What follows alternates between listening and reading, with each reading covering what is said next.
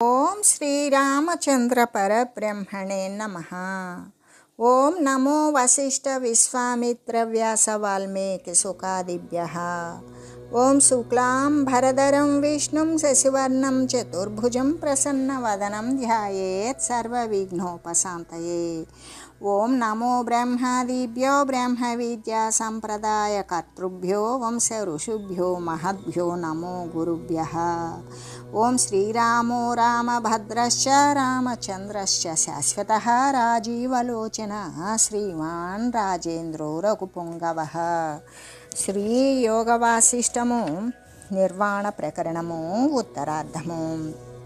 అయితే శ్రీరామచంద్రులు ఏమడిగారు? ఓ మహాత్మా, ఈ కారణము చేత ఆత్మజ్ఞాన విషయమున గురువులు శాస్త్రాలు అనేటువంటివి కారణాలు అవుతాయా కావా అనే ఈ యొక్క నా సంశయాన్ని మీరు నిర్ణయం ఏది చేస్తారో దానిని తెలియజేయండి అని ప్రార్థించగా అప్పుడు శ్రీ వశిష్ఠ గురుదేవులు ఎలా చెప్తూ ఉన్నారు? ఓ మహాబాహుడవగు రామా, నీవు చెప్పింది యథార్థమే.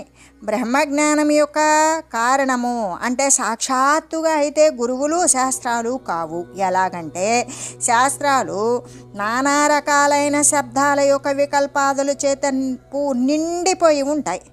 అదే బ్రహ్మపదమైతే అసలు పేరే లేనిది శబ్ద ప్రవృత్తికి నిమిత్తభూతములైనటువంటి ధర్మాలు కూడా లేనిది అయి ఉన్నది కదా. కాబట్టి రాఘవ, అలా అయినప్పటికీ కూడా ఈ గురువులు శాస్త్రాలు మొదలైనవి ఉత్తమ బ్రహ్మజ్ఞానము యొక్క ఆ బ్రహ్మజ్ఞానము యొక్క ఫలము అగు మోక్షము యొక్క కారణము ఏ ప్రకారంగా అయినవో ఆ విషయాన్ని గురించి సంక్షేపంగా ఈ చెప్పబోయేటువంటి ఈ దారు వైవదికాఖ్యానము అంటే కొయ్యలు మోసేటువంటి వారి యొక్క ఆఖ్యానము అనేటువంటిది నేను నీకు వివరిస్తాను. దానివల్ల నీకు అర్థమవుతుంది, విను అని చెబుతూ, ఓ రామ, ఒకానొక ప్రదేశంలో కీరక జాతికి చెందినటువంటి వారు చిరకాలము కూడా దౌర్భాగ్యముతో కూడి ఉన్నవారు అయ్యి కొందరు కావడి మోసేటువంటి వైవధికులు ఉన్నారు. అంటే గ్రీష్మ ఋతువు యొక్క ప్రచండ సూర్యరశ్మి చేత వృక్షాలు ఏమవుతాయి? ఎండిపోయి నశించిపోతాయి. అలాగే వారు దుఃఖము చేత వారి దారిద్ర్య బాధ చేత మిగుల దుర్బలత్వాన్ని పొంది తినడానికి కూడా లేక కృషించిపోతూ ఉన్నారు. మహాదారిద్ర్యంతో కూడిన వారై చినిగిపోయినటువంటి బొంతల చేత దేహాన్ని కప్పుకుంటూ వారు ఎంత అంటే దేనముకులై ఉన్నారు. ఎలా సరోవరంలో కనుక సరోవరం యొక్క గట్టు తెగిపోతే నీరంతా బయటికి పోతే ఆ సరోవరం నిండా ఉన్నటువంటి కమలాలు నీరు లేకుండా బురద యందు ప్రకాశము లేకుండా ఉంటాయి కదా. అలాగే దీనంతో ఉన్నారు ఆ కావడి మోసేటువంటి కీరక జాతి వారు. దారిద్ర్య బాధ చేత మిగుల దుఃఖితులై వారంతా కూడా ఈ పాడు పొట్టను మనం ఎట్లా ఏ ప్రకారం నింపుకోవాలి అని చింత చేశారు. ఏ బాధపడినా ఆకలి బాధ అనేటువంటిది అది తప్పదు కదా, ఏది బాధ తప్పించుకున్నా. అలా విచారించి దైవవశాత్తుగా వారు ఒక నిశ్చయాన్ని పొందారు. ప్రతిదినము కూడా పగలంతా మనం కష్టపడి ఆ అడవికి పోయి కట్టెలు నరికి సాయంకాలము వాటిని కావళ్లపై వేసి మరి నగరానికి తీసుకొని వెళ్ళి వాటిని అమ్ముకొని మనం జీవిద్దాము, దాని ద్వారా వచ్చినటువంటి డబ్బు ద్వారా అనుకున్నారు. ఈ ప్రకారంగానే నిశ్చయించుకున్నారు. కట్టెల కొరకై వారు అరణ్యంలోకి పోయారు. ఆపత్కాలంలో ఏ ఉపాయము చేతైతే ప్రాణరక్షణ చేయబడుతుందో అది ఆ కాలమును శోభిస్తుంది కదా. ఈ ప్రకారంగానే వారు ప్రతిరోజు కూడా అడవికి వెళ్తున్నారు, కట్టెలు కొట్టుకుంటున్నారు, నగరానికి తీసుకొస్తున్నారు, అమ్ముకుంటున్నారు. ఆ రోజు వారికి లభించినటువంటి ధనముతోటి మరి ఆహార పదార్థాలను తింటూ ఉన్నారు. ఆ శరీరాన్ని వారి యొక్క శరీరాన్ని రక్షించుకుంటూ ఉన్నారు. ఏ అరణ్యానికి వారు పోతూ ఉన్నారో అక్కడ రహస్యమై కనబడుతూ ఉన్నవి అనేక విధాలైనటువంటి రకరకాలైన రత్నాలు, బంగారము, గొప్ప గొప్ప మహా కొయ్యలు అనేటువంటివి కూడా ఉన్నవి. కాబట్టి ఆ అరణ్యానికి పోచూ ఉన్నటువంటి ఆ కావడి మోసేటువంటి వారే కదా భారవాహకులు. ఆ భారవాహులలో కొంతమందికి భాగ్యశీలురైనటువంటి కొందరేం చేశారంటే ఆ ఉత్తమమైన సువర్ణాన్ని రత్నాలను కూడా దొరికినట్టు అడవిలో అక్కడక్కడ దొరికిన దాన్ని దొరకబుచ్చుకుంటూ ఉన్నారు. అని చెబుతూ రామ ఈ విధంగా చిరకాల అభ్యాసము చేత దృఢపడినటువంటి ఆ కీరక జాతి వారు, అంటే ఆ వృక్షాలను కొట్టి అమ్ముకునేటువంటి వారు, ఆ జాతి వృత్తులు కలిగిన వారు, కావడి మోత అలవాటు పడిన వారు, ఆ కాష్టవాహుకులలో అంటే ఆ కొయ్యను మోసేటువంటి వారిలో కొందరు ఏం చేస్తున్నారంటే చందనపు కొయ్యలను, మరికొందరు పుష్పాలను, అంటే ఇంకా అడవికి అలవాటు పడినప్పుడు ఆ అడవిలో దొరికేటువంటి పదార్థాలు, పూలు, పళ్ళు, చందన గంధపు చెక్కలను ఇవన్నీ కూడా అమ్మి వారికి అమ్మిన దాని విధ ప్రకారంగా వారు జీవనాన్ని గడుపుకుంటూ ఉన్నారు. అరణ్యం వలన జీవించే వారిలో భాగ్యహీనులు ఉన్నారు. ఉత్తమ వస్తువులు గురించి తెలియజాలనటువంటి కుశల బుద్ధి కూడా లేనటువంటి వారు ఉన్నారు. కొందరు ఏం చేస్తూ ఉన్నారు, ఆ అడవిలో దొరికే ఆ శిథిలమైన ఎండు కట్టెలనే తీసుకొచ్చి అమ్మి దాని చేత పొట్టబోసుకుంటున్నారు. దార్వద్ధముద్యతాః సర్వే తే సంప్రాప్య మహావనం కేచిత్ ప్రాప్య స్థితాః సర్వే ఝటిత్యేవం గతస్వరం. వారందరూ కూడా ఆ మహా అరణ్యాన్ని పొందిన వారే కట్టెల కోసమే ప్రయత్నం చేస్తూ ఉన్నారు. కానీ అందులో కొందరైతే రత్నాలను దొరకబుచ్చుకుంటున్నారు. రత్నాలను పొంది వాళ్ళు త్వరితగతిలో శీఘ్రంగా దారిద్ర్యము నశింపజేసుకొని హాయిగా జీవనాన్ని కొనసాగిస్తూ ఉన్నారు. ఇతి యావదజస్రం తే సేవస్తే తన్మహావనం ప్రదేశాత్ తావదే కస్మాత్ ప్రాప్తశ్చింతామణిర్మణి. ఈ ప్రకారంగానే వారు ఆ మహా అరణ్యాన్ని నిరంతరం కూడా సేవిస్తూ ఉన్నారు. ఆ అరణ్యాన్నే ఆశ్రయించారు. కట్టెలు దొరికేవానికి కట్టెలు, బంగారం దొరికేవానికి బంగారము, గంధపు చెక్కలు దొరికేవానికి గంధపు చెక్కలు, లేదు కొంతమంది దౌర్భాగ్యులకి ఆ ఎండిపోయిన జీర్ణించినటువంటి కట్టెలే ఈ విధంగా తెచ్చుకొని ఎవరి శక్తికి సేవకి తగినట్టుగా వాళ్ళు జీవనం గడుపుతూ ఉన్నారు. ఇలాగా వారంతా మహా అడవిని నిరంతరం సేవిస్తూ ఉండగా ఒకప్పుడు అక్కడ ఒకానొక ప్రదేశంలో వారికి చింతామణి అనేటువంటిది లభించింది. చింతామణి అంటే ఏది ఆలోచన చేస్తున్నామో దానిని నెరవేర్చేది, అంటే కోరిన పదార్థాలను ఇచ్చేటువంటిదే చింతామణి. అంటే చింత చేసేటువంటి దానిని ప్రత్యక్షమయ్యేటట్లు చేసేటువంటిది చింతామణి. తస్మాత్ చింతామణే ప్రాప్తాః సమగ్ర విభవశ్రియ పరమం సుఖమాయా మాయాతాస్తత్ర తే సంస్థితాః సుఖం. ఆ చింతామణి వలన వారు సమస్త ఐశ్వర్యాలను కూడా పొందిన వారై పరమ సుఖాన్ని పొంది అక్కడ సుఖంగా నివసించసాగారు. అయితే దార్వద్ధముద్యతాః సంతః ప్రాప్య సర్వార్ధదం మణిం సుఖం తిష్టంతి నిర్ద్వంద్వ దివి దేవ వరాయివ. కట్టెల కొరకై వారు ప్రయత్నం చేశారు. కానీ వారి యొక్క భాగ్యవశము చేత ఏమైంది, సర్వ పదార్థాలను కోరిన వెంటనే ఇచ్చేటువంటి చింతామణి వారికి లభించింది కదా. దాని చేత వారు శీతోష్ణాది సుఖ దుఃఖాలు అనేటువంటివి నశింపజేసుకున్నారు. ఇక చల్లదనానికి ఎండకు బాధపడాల్సినటువంటి అవసరం లేదు. అటువంటి దుఃఖరహితులే స్వర్గమున ఉత్తమ దేవతలలాగానే సుఖంగా నివసించసాగారు. వారికి కావలసినవి కోరుతున్నారు, కోరిన వాటిని పొందుతూ ఉన్నారు. సర్వార్ధసార పరిపూర్ణతయా తయాతే కాష్టోద్యమాదిగత సన్మణయో మహాంతః తిష్టంతి శాంత భయమోహ విషాద దుఃఖమానందమంధరదియః సముతాముపేతాః. రామ, ఆ కాష్టవాహకులు, ఆ కొయ్యలు అమ్మేటువంటి వారు ఆ కొయ్యలను గురించి చేసినటువంటి ప్రయత్నము చేతనే గొప్పదైన మహత్తరమైనటువంటి చింతామణిని పొందిన వారయ్యారు కదా. సమస్త ఉత్తమ ధనాలతో కూడి భయము, మోహము, విషాదము, దుఃఖాలు అనేవి నశింపజేసుకున్నారు. ఆనందము చేత పరిపూర్ణమైనటువంటి బుద్ధి కలిగి ఇతరమైన లాభాలయందు నష్టాలయందు కూడా సమత్వము కలిగిన వారై నివసించసాగారు. అంటే గురుశాస్త్రాద్యుపాయే యథా బ్రహ్మేవ లభ్యతే దారువైవదికాఖ్యానం తదా సంక్షిప్య వర్ణతే. గురువులు, శాస్త్రాలు మొదలైనటువంటి ఉపాయముల చేత బ్రహ్మము ఎలా లభిస్తుందో ఆ విషయాన్ని తెలపడం కోసమే దారు వైవదికి ఆఖ్యానము అనేటువంటి దానిని గురించి ఇక్కడ తెలియజేశారు శ్రీ వశిష్ఠ గురుదేవులు. అప్పుడు శ్రీరామచంద్రుడు ఇలా అడుగుతూ ఉన్నాడు. తదా కురు ముని శ్రేష్ఠ యథా వైవదిక క్రమం అసందేహమిమం సమ్యగవాగచ్చామి మానద. మానప్రదుడువకు ఓ ముని శ్రేష్ఠ, ఈ వైవదికాఖ్యానం యొక్క అర్థాన్ని, తాత్పర్యాన్ని నేను సందేహరహితుడనై ఎరగగలిగేలాగా వివరించండి అని ప్రార్థించాడు. అప్పుడు శ్రీ వశిష్ఠ గురుదేవులు ఇలా చెప్పారు. ఏతే వైవిధికారామ తయేతే మానవ భువి తేషాం దారిద్ర్య దుఃఖం ఎత్తదజ్ఞానం మహాతపః. ఓ రామచంద్ర, ఏ కాష్టవాహకుల గురించి నేను తెలియజేశానో, అంటే ఏ వైవధికుల గురించి తెలియజెప్పానో, వారు ఈ ప్రపంచమున ఉన్నటువంటి సమస్త మానవులు అని నీవు తెలియ. వారి దారిద్ర్య దుఃఖము ఏదైతే ఉన్నదో అదే అజ్ఞానముతో ఉత్పన్నమైనటువంటి ఈ త్రివిధ సంసార తాపము అని తెలుసుకో.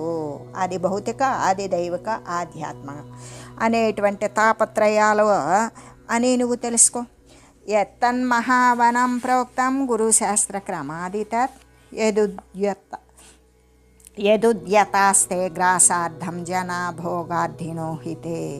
అక్కడ మహా అరణ్యం ఏదైతే చెప్పబడిందో అది గురువులు, శాస్త్రాలు మొదలైనటువంటి క్రమమై ఉన్నది. తమ యొక్క ప్రాణరక్షణ కోసం వారు ప్రయత్నించడం ఏదైతే ఉన్నదో అది జనులు అనుభవయోగ్యములైనటువంటి అనుభవాలను భోగార్థులై ఆ భోగ ప్రాప్తి పొందడం కోసం చేసినటువంటి ఉపాయాల కోసం శాస్త్రాదుల యందు ప్రయత్నించడం అవుతుంది కదా. భోగౌగాహ సిద్ధిమాయాంతు మమ నిష్కృపణో జనః అనపేక్షిత కార్యార్థః శాస్త్రాదౌ సంప్రవర్తతే. మిగుల అల్పబుద్ధి కలిగినటువంటి మనుజుడు పరమార్థాన్ని ఏమాత్రము కోరడు. అలా కోరకుండా నాకు ఈ అనుభవయోగ్యములైనటువంటి సుఖాలు, ఈ భోగ సమూహాలు సిద్ధించుగాక అనే ఆలోచన చేస్తాడు. దానిని పొందడం కోసము తగినటువంటి ఉపాయం కోసమే శాస్త్రాల యందు ప్రవృత్తుడగుతూ ఉంటాడు. ఇప్పుడు శాస్త్రాలు, గురువులు అనేటువంటివి మహా అరణ్యంతో పోల్చి మరీ తెలియజేశారు.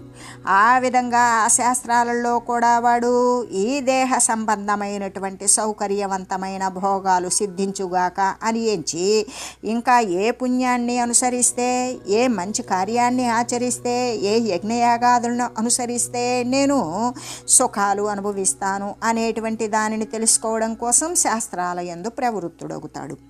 భోగార్థం సంప్రవృత్తోపి ప్రాప్నోత్యభ్యాసతః క్రమాత్ జంతున్ చింతిత తమేవాధ్యాపదం పరవశతోపి సన్. అలా అనుభవాల కోసమే, ప్రకృతి సంబంధమైన భోగాల కోసమే మొదట శాస్త్రాదుల యందు ప్రవృత్తుడైనప్పటికీ కూడా భోగాల యొక్క ఫల లాభము చేత వాని యందు విశ్వాసము అనేది దృఢపడుతుంది. తర్వాత క్రమంగా కూడా అందులో చెప్పబడినటువంటి సాధనల యొక్క అభ్యాసము చేత అతడు ఆ శాస్త్రాల యొక్క పరమ తాత్పర్య విషయముకు మోక్షప్రదమైనటువంటి మోక్షాన్ని ఇచ్చేటువంటి బ్రహ్మమును వివసుడై చింతిస్తూ ఉన్నాడు. దార్వర్థముద్యతో భావి యదా సంప్రాప్తవాన్ మణిన్ భోగార్థమాత్త శాస్త్రోయం తదాప్నోతి జనఃపదం. అంటే కట్టెల కొరకు ప్రయత్నం ఆచరించినప్పటికీ కూడా ఆ కట్టెలు మోసేటువంటి వానికి చింతామణిని ఎట్లా పొందగలిగాడు, అలాగే సుఖాల కోసం శాస్త్రాలను అవలంబించినప్పటికీ కూడా మనుజుడు క్రమంగా పరమపదముకు మోక్షాన్నే పొందగలుగుతూ ఉన్నాడు. కిం స్యాత్ శాస్త్ర విచారాభ్యామితి సందేహలీలయా కశ్చిత్ ప్రవర్తతే పశ్చాదాప్నోతి పదముత్తమం. అంటే శాస్త్ర పఠనము, దాని యొక్క విచారముల చేత ఏమి కలుగుతుందో అనే సంశయము వలన పుట్టిన కుతూహలము చేత అటువంటి శాస్త్రమునందు ఒకానొకడు ప్రవర్తిస్తూ చిట్ట చివరకు అన్నింటికంటే కూడా అగ్రస్థానంలో ఉన్న అత్యుత్తమమైనటువంటి మోక్ష పదాన్ని పొందుతూనే ఉన్నాడు కదా. అదృష్టోత్తమ తత్వార్థ శాస్త్రాదౌ సంప్రవర్తతే సందేహేనార్థ భోగార్థం జన ప్రాప్నోతి తత్పదం. మొదట ఉత్తమ బ్రహ్మతత్వాన్ని చూడనటువంటి వాడే మనుజుడు ఏం చేస్తాడు? విషయ భోగాలను అనుభవించేటువంటి దానికోసమే సంశయము చేత శాస్త్రాదులు యందు శాస్త్రాలను పరిశోధించడం ప్రారంభిస్తాడు. ఆ తర్వాత శాస్త్రాలను అనుసరిస్తూ అధ్యయనం చేస్తూ పఠిస్తూ ఆ ప్రకారం అనుసరిస్తూ ఆచరిస్తూ ఉండగా ఆ తర్వాత క్రమంగా కూడా జ్ఞాన మార్గంలో పయనించి పరబ్రహ్మస్థానాన్ని పొందుతూ ఉన్నాడు. అన్యదా సప్రవర్తంతే శాస్త్రైర్వాసనయా జయనాః అన్యదా సాధయంత్యాధమ్మణి వైవదిక ఇవ. తమ తమ వాసనలను తమ తమ కోరికలను అనుసరించి మనుషులు ఈ పరమార్థము కంటే వేరైనటువంటి భోగ ఫలాన్నే కోరుతూ శాస్త్రముల యందు ప్రవృత్తులైనప్పటికీ కూడా, అంటే ఈ యొక్క ఉన్నదానికంటే ఉన్నతమైనటువంటి సుఖాన్ని ఆశించి శాస్త్రాల యందు చెప్పబడినటువంటి ఉత్తమ కార్యాలను ఆచరించి ఉన్నతమైన స్థానాన్ని పొందాలి అని శాస్త్రాలను అనుసరిస్తూ ఉన్నటువంటి వారు ఎలాగంటే ఇప్పుడు కట్టెలు మూసేటువంటి వారు చింతామణిని పొందినట్లుగానే క్రమంగా దానికి అనుగుణమైనటువంటి మోక్ష ఫలము శాస్త్రాలలోకి చెప్పబడినటువంటి దానిని అనుసరిస్తూ జ్ఞానానికి అనుగుణమైనటువంటి మోక్ష ఫలము అతిశయము లేనటువంటి నిరతిశయానందాన్ని పొందుతూ ఉన్నారు. పరోపకారే విరతం స్వభావేన ప్రవర్తతే యః స సాధురితి ప్రోక్తః ప్రమాణం త్వస్య చేష్టితం. ఎవడైతే స్వభావముగానే ఇతరుల యొక్క ఉపకారం కోసం పరోపకారార్థం శాస్త్రాలయందును ఇతరమైనటువంటి కార్యాలయందు కూడా ప్రవర్తిస్తూ ఉంటాడు, అతడే కదా సాధువు అని చెప్పబడతాడు. అతని ఆచరణయే కదా సర్వలోకానికి కూడా ప్రమాణమై ఉన్నది. ఎందుకు? వాడు ఎల్లప్పుడూ సహజంగా ఏ ఫలాన్ని కోరకుండా ఇతరుల యొక్క మేలు కోసం శాస్త్రాలయందు ఇతరత్ర కార్యాలయందు ప్రవర్తిల్లుతూ ఉంటాడు. అతడే సాధువు, అంటే సత్పురుషుడు, తన జీవికను పవిత్రీకరించుకున్నవాడు అని చెప్పబడతాడు. అతని యొక్క ఆచరణమే కదా సర్వలోకాలకు కూడా ప్రమాణమై అలరుచూ ఉన్నది.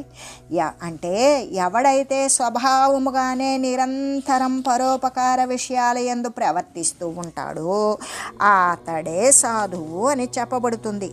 అటువంటి వాని యొక్క ఆచరణ సర్వజనులకు కూడా ప్రమాణమై ఉన్నది. లేకపోతే అతని పరోపకారము మొదలైనటువంటి ఆచరణ ఉంటుంది కదా, అదే అతని యొక్క సాధుత్వమందు ప్రమాణమై ఉన్నది అని కదా తాత్పర్యము అని చెబుతూ,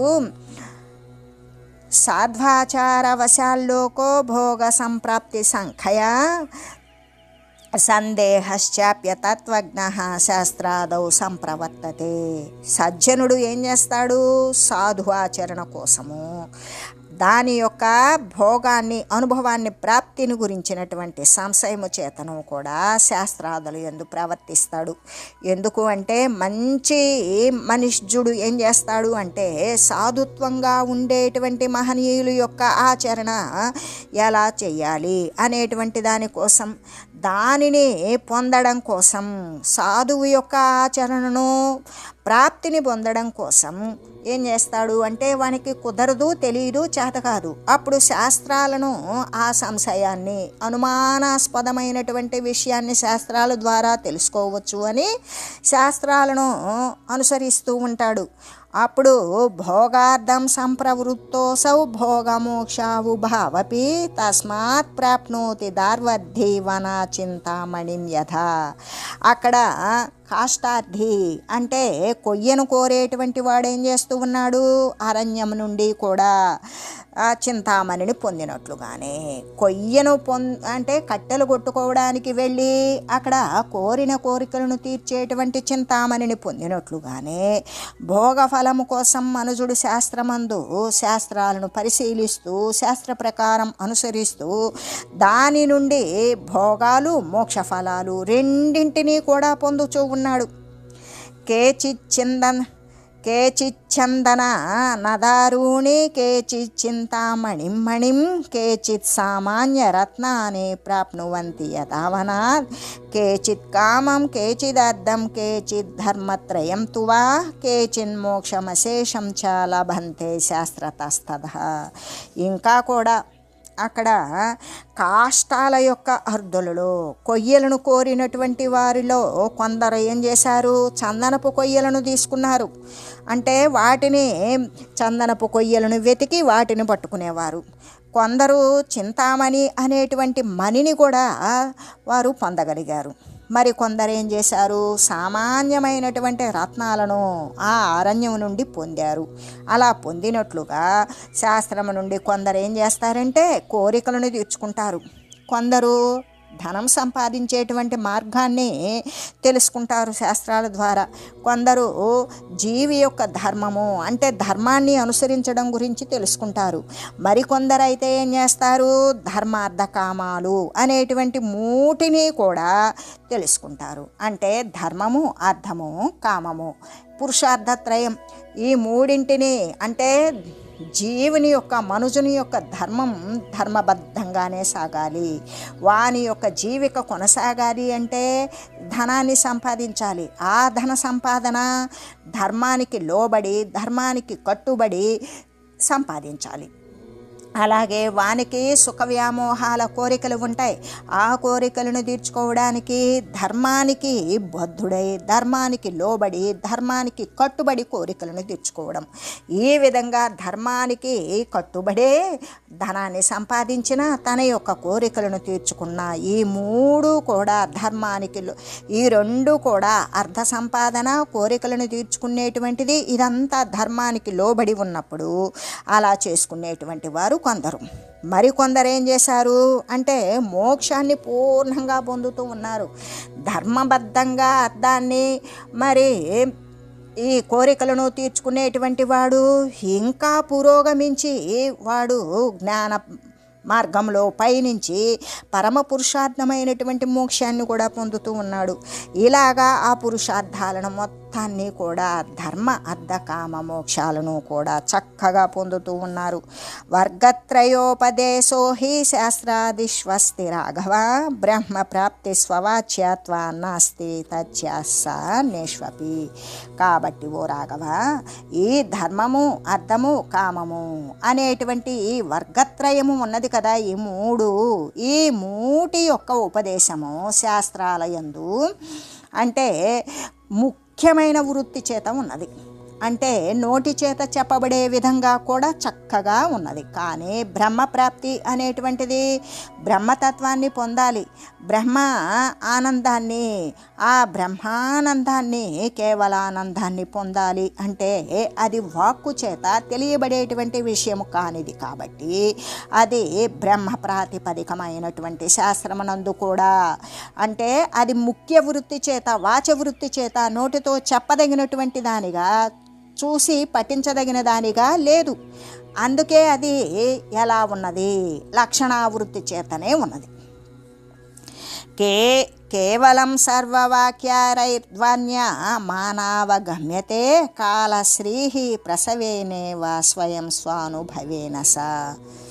ఇప్పుడు వసంతము, గ్రీష్మము, వర్ష ఋతువు, మరి హేమంతము అనేటువంటిది, శరదృతువు, హేమంత ఋతువు, శిశిర ఋతువు అనే 6 ఋతువులు కూడా అంటే ఈ వసంతకాలము మొదలుకొని కాలశోభ, కాలం యొక్క శోభ ఏ విధంగా ఉంటుంది అంటే ఆ కాలానికి తగినట్లుగా ఫలాల చేత పుష్పాల చేత సూచించబడుతూ ఉంటుంది. ఈ విధంగా ఉండడం అనేటువంటిదిలాగానే సమస్త వేదాంత వాక్యముల యొక్క అర్థాల చేత అది సూచితమై ఉంటుంది. ఆ బ్రహ్మప్రాప్తి లక్షణ వృత్తి చేత ఉత్పన్నమైనటువంటిది కేవలము అది తన యొక్క అనుభవ సిద్ధి ద్వారా ఎవరి వారు అనుసరిస్తూ ఉన్నారో వాని యొక్క స్వానుభవము మాత్రము చేతనే స్వయంగా తెలియబడుచూ ఉన్నది, కానీ నోటి చేత చెప్పబడేటువంటిది శాస్త్రము చేత తెలియబడేటువంటిది కాదు అని చెబుతూ, ఎలాగంటే సయోహ వై తత్పరమం బ్రహ్మవేద బ్రహ్మైవ భవతి అని కదా చెప్పబడింది. ఎలాగంటే ఈ ఫలాలు పుష్పాలు ఉత్పత్తి చేత వసంతకాలం సూచించబడుతుంది కదా, మరి ఆకురాల కాలము అన్నప్పుడు శిశిర ఋతువు అని సూచించబడుతుంది కదా, అట్లాగే ఆ బ్రహ్మ పదార్థము అనేటువంటిది సమస్త శాస్త్ర వాక్యార్థాల యొక్క చేత కేవలము ధ్వనింపబడుతూ ఉంటుంది. అది మరి అసలు ఎలా అనుభవానికి వస్తుంది అంటే స్వయంగా అనుసరించేటువంటి వాడు, అనుసంధానం చేసేటువంటి వానికి స్వానుభవము చేతనే లెస్సగా తెలియబడుచున్నది. కానీ శాస్త్రముల చేత అనేటువంటిది శాస్త్ర పరిజ్ఞానం ద్వారానే వాడు అనుభవానికి రాగలిగినటువంటి మొదటి ప్రయత్నాలు అవన్నీ అని చెబుతూ, అంటే సర్వార్థాతిగతం శాస్త్రే విద్యతే బ్రహ్మవేదనం సర్వగాతిగతం స్వచ్ఛం లావణ్యమివ యోషితి. మణి, దర్పణము, చంద్రుడు మొదలైనటువంటి దాని యందు సౌందర్యము అతిక్రమించినటువంటి సౌందర్యము స్త్రీ యందు ఉన్నట్లుగానే మణుల కంటే కూడా స్త్రీ అందమైనదని, అద్దము కంటే కూడా స్త్రీ సుందరమైనదని, చంద్రుని కంటే కూడా ఇందుముఖి అని చంద్రుడితో పోల్చి చెప్పడం చేత ఈ యొక్క మణుల ద్వాకి అద్దాలకి చంద్రాదులు అందరి సౌందర్యము కూడా అతిక్రమించినటువంటి సౌందర్యము స్త్రీ యందు ఉన్నట్లుగానే ఈ సమస్త పదార్థాలు అనేటువంటివి, సమస్త పదార్థాలు అంటే ధర్మము అర్థము కామము అనేటువంటి దానిని అతిక్రమించినటువంటిదే బ్రహ్మజ్ఞానము. ఈ బ్రహ్మజ్ఞానము శాస్త్రాలయందు ఏ విధంగా లక్షణము అనేటువంటి మొదలైన ఉపాయాలతోటి ఉంటుంది. ఎటువంటి లక్షణము అంటే ఇప్పుడు 7 రకాలైనటువంటి సప్తజ్ఞాన భూమికలు, సాధన చతుష్టయ సంపత్తి, మరి సమాధి షట్క సంపత్తి, శ్రవణ మనన నిధిధ్యాసనములు, శమం అనేటువంటి ఇవన్నీ కూడా దేని ద్వారా శాస్త్రము ద్వారా ఎప్పుడైతే అనుసరించి పఠించి మరి దానిని శ్రవణం చేసి ఆ ప్రకారమైనటువంటి అనుష్ఠానం ద్వారా మాత్రమే అటువంటి ఉపాయాలతోటి మాత్రమే అధికారి జనుల కొరకు మాత్రమే కలిగి ఉన్నది. అదే లక్షణము మొదలైనటువంటి ఉపాయాలు. నా శాస్త్రాన్న గురోర్వాక్యాన్న దానాన్నేశ్వరార్చన ఏష సర్వపదాతీతో బోధ సంప్రాప్యతే పరః. సమస్త పదముల కంటే కూడా అతీతమైనటువంటిది ఉత్తమమైన బ్రహ్మబోధ శాస్త్రము చే కానీ, గురువాక్యము చే కానీ, దానము చేత కానీ, ఈశ్వరార్చనము చేత కానీ మరి సాక్షాత్తుగా లభిస్తుందా? అస్సలు లభించదు. ఎలాగంటే అది ఎటువంటిది? నశాస్త్రాన్న, అది సమస్త పదాల కంటే మాటల కంటే కూడా అతీతమైనటువంటిది ఉత్తమమైనటువంటి బ్రహ్మజ్ఞానం. అది శాస్త్రాల చేత సాధ్యం కాదు, గురువు యొక్క వాక్యాల చేత కాదు, దానాలు ఇవ్వడం చేత పొందలేడు, ఈశ్వరుని యొక్క అర్చనము చేత కూడా దాన్ని లభింపజేసుకోలేము అని చెబుతూ, కానీ ఇవన్నీ కూడా సహాయకారి కారణాలే అవుతాయి. ఏతాన్య కారణాన్యేవ కారణత్వం గతాన్యలం పరమాత్మైక విశ్రాంతౌ యథా రాఘవ తచ్రును.